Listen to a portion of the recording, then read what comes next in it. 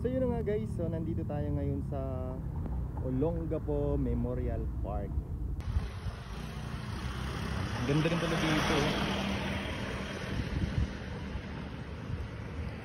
So hanapin natin yung puntod ni Pixie Paloma.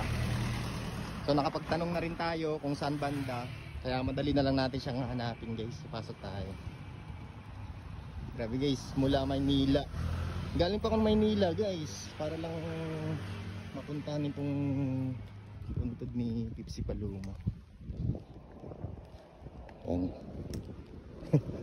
Dinayo lang talaga, no. Sobrang talaga ako na curious guys. Siyempre, isipin mo guys, 18 years old, tapos nagbigti. So anong kadahilan? Doon ako na ano guys eh. Doon talaga ako nag-isip eh.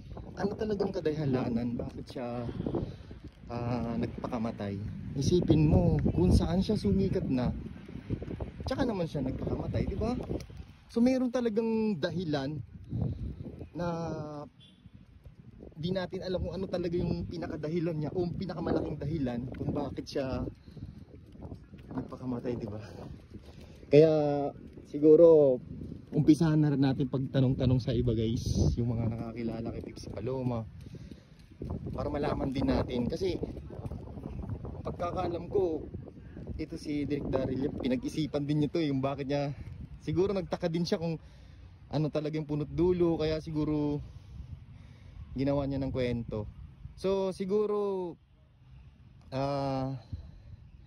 pwede rin natin tanongin si Direk Daryl, no? Kasi syempre alam na niya yan eh. Ayan, hanapin natin dito guys. Tinuro na rin sa atin guys kung saan eh. So ayan guys, so nandito na tayo.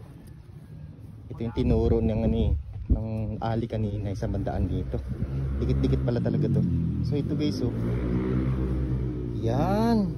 Grabe guys, isipin nyo guys, ito lang talagang pinunta ko dito para lang makita talaga itong puntod ni Pixie Paloma.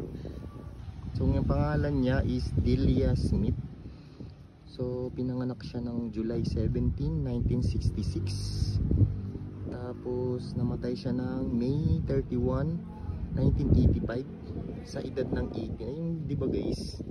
Sino curious sa ganitong ano guys? Isipin nyo, batang bata guys, tapos pakamatay. Ano talaga yung kadahilanan? Yun talaga yung gusto kong malaman guys eh. Yung kadahilanan kung bakit siya nagpakamatay. Siyempre pag mga ganyan guys, isipin nyo kung saan pasikat na siya, saka naman siya nawala. So meron talagang malaking kadahilanan kung bakit niya ito ginawa.